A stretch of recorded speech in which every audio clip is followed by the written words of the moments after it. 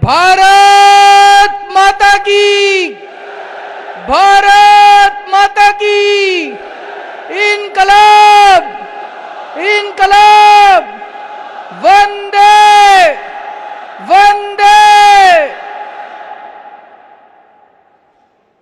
देश के कोने कोने से आए हुए आम आदमी पार्टी के सभी जनप्रतिनिधियों को सबका दिल्ली में स्वागत है। सबको मेरा नमस्कार, सबको मेरा प्रणाम।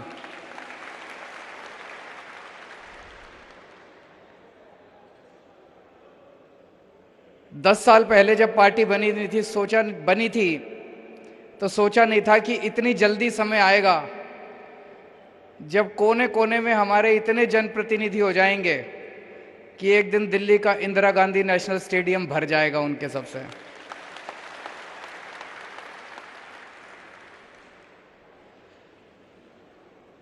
छब्बीस नवंबर 1949 को देश की कॉन्स्टिट्यूएंट असेंबली ने देश के संविधान को एडॉप्ट किया था। हमारे देश की कॉन्स्टिट्यूएंट असेंबली बनी थी, उसने कई महीनों तक काम करने के बाद देश का संविधान बनाया और 26 नवंबर 1949 को देश का संविधान एडॉप्ट किया गया। अगले 60 साल में इन पार्टियों और इन नेताओं ने मिलकर उस संविधान के चीथड़े चीथड़े उड़ा दिए। उसकी बेइज्जती करने की, उसके चीथड़े उड़ाने में कोई कसर नहीं छोड़ी इन पार्टियों और नेताओं ने। तो फिर भगवान को बीच में आना पड़ा और ठीक 63 साल बाद 26 नवंबर 2012 को आम आदमी पार्टी बनी इस देश के संविधान को बचाने के लिए।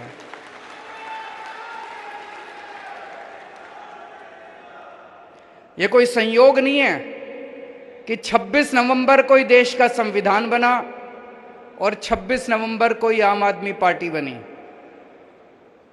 भगवान ने बहुत बड़ी जिम्मेदारी दी है आपके ऊपर, एक एक आम आदमी पार्टी के कार्यकर्ता के ऊपर। आज दिल खुश होता है 20 राज्यों में और यूनियन टेरिटरीज में 1446 जनप्रतिनिधि हैं हमारे। जैसा इन्होंने पंजाब, छत्तीसगढ़, गुजरात, उत्तर प्रदेश, मध्य प्रदेश, जम्मू कश्मीर, हरियाणा, बिहार, दिल्ली, महाराष्ट्र, उड़ीसा, चंडीगढ़, हिमाचल प्रदेश, असम, झारखंड, राजस्थान, तमिलनाडु, उत्तराखंड, कर्नाटक, गोवा, इनमें हमारे एमएलए हैं, एमपी हैं, पंचायत के अंदर हैं, मेयर हैं, डिप्टी मेयर हैं, जिला पंचायत में हैं, ऊपर से लेके नीचे तक, और 2 मुख्यमंत्री हैं।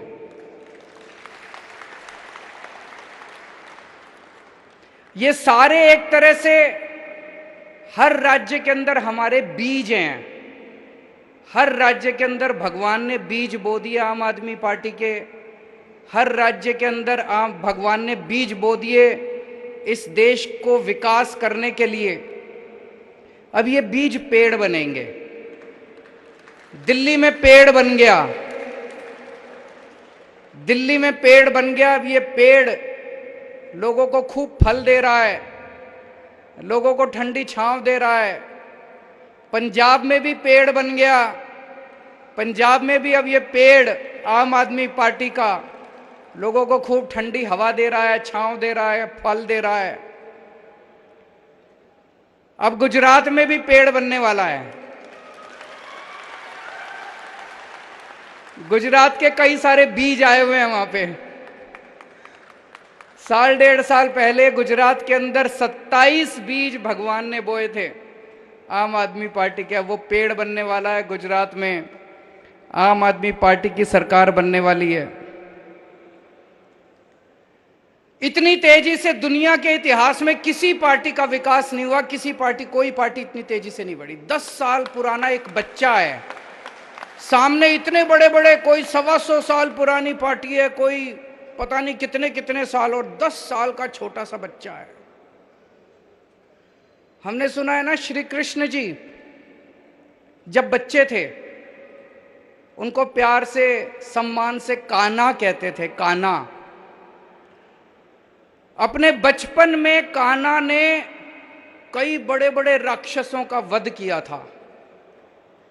यह आम आदमी पार्टी भी छोटी सी पार्टी है, ये भी कान्हा की तरह है, अपने सामने बड़े बड़े राक्षसों के वध कर रहे हैं। बड़े बड़े राक्षस, वध का मतलब कोई मर्डर नहीं कर रहे किसी का, भ्रष्टाचार का वध कर रहे हैं, बेरोजगारी का वध कर रहे हैं, महंगाई का वध कर रहे हैं।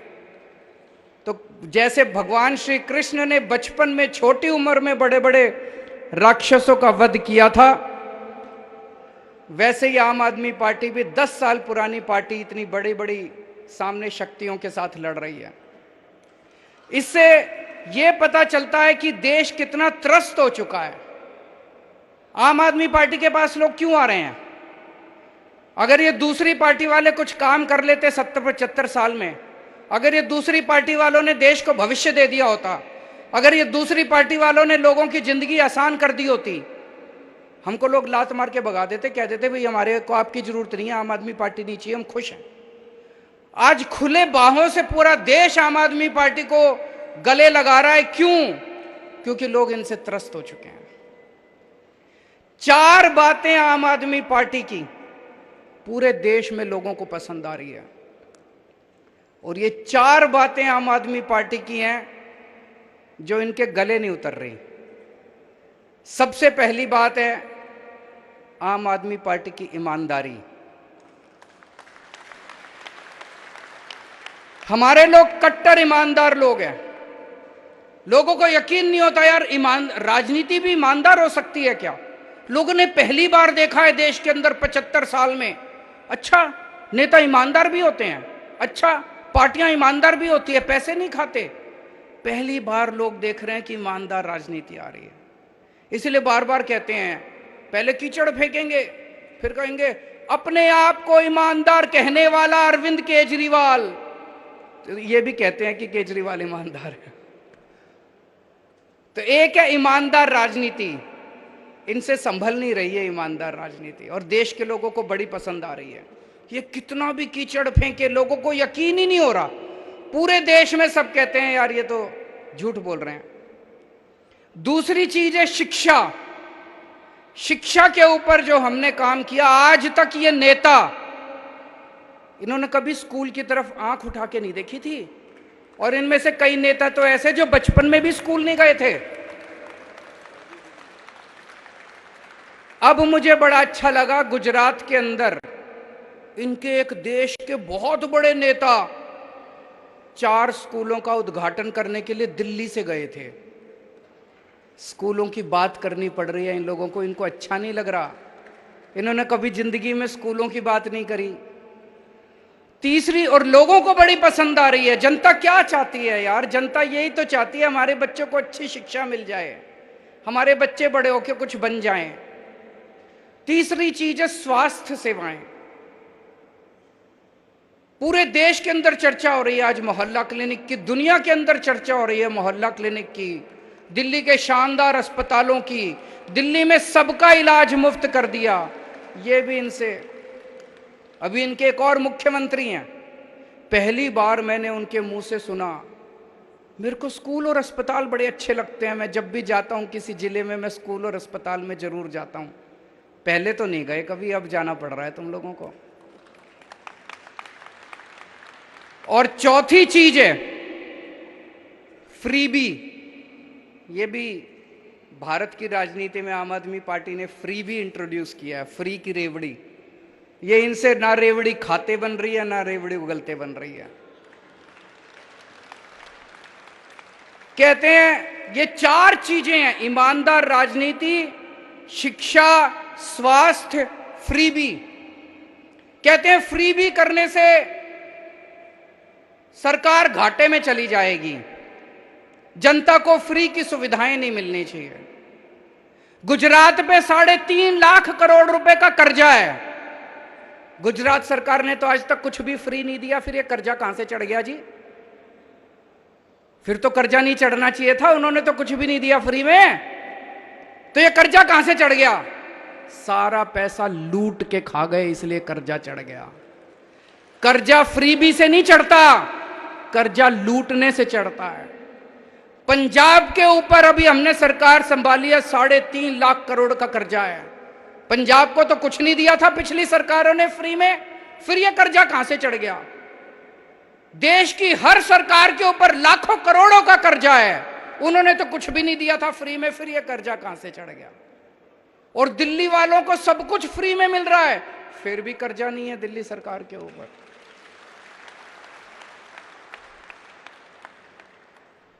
तो फ्री भी देने से कर्जा नहीं चढ़ता, फ्री भी देने से सरकारें घाटे में नहीं जाती।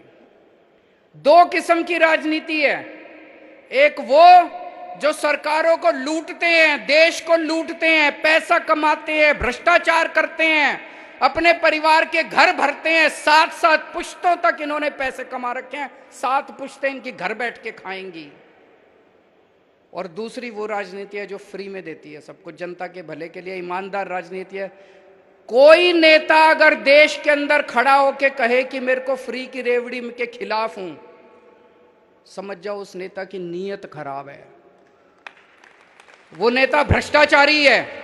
कोई नेता अगर देश में देखो कि वो कह रहा है फ्री की रेवड़ी खराब है, जनता को फ्री की सुविधाएं नहीं मिलनी चाहिए, सरकार घाटे में चली जाएगी, समझ जाओ उसकी नीयत खराब है। वो अपने दोस्तों के कर्जे माफ करना चाहता है, अपने परिवार के घर भरना चाहता है, जनता को लूटना चाहता है, एमएलए खरीदना चाहता है, वो देश का बेड़ा गर्क करना चाहता है। ये एक आज टेस्ट लेके चले जाना, जो नेता कहे जनता को फ्री की सुविधाएं मिलनी चाहिए वो नेता ईमानदार, जो नेता कहे जनता को फ्री की सुविधाएं नहीं मिलनी चाहिए वो नेता बेईमान और भ्रष्टाचारी और गद्दार। और ये चारों चीजें जनता को बहुत पसंद आ रही हैं, और इसी वजह से दिल्ली में हमारी तीसरी बार सरकार बनी, पंजाब में हमारी सरकार बन गई, और अब गुजरात के अंदर हमारी सरकार बनेगी। अब ये आम आदमी पार्टी को रोकना चाहते हैं, कैसे रोकें? तो अब इन्होंने मिलके खूब प्लानिंग करी है, आम आदमी पार्टी को कुचल दो, आम आदमी पार्टी को क्रश कर दो, चारों तरफ से घेर लो इनको, आम आदमी पार्टी को क्रश कर दो। झूठे आरोप लगाए जा रहे हैं, हमारे दिल्ली के एमएलए के ऊपर 169 केस हो चुके, अभी तक 169 केस, 169 केसेस, एक केस में भी सजा नहीं हुई है, एक में भी। 169 में से 135 केस बाइज्जत बरी हो गए, 34 केस बचे। इससे क्या पता चलता है?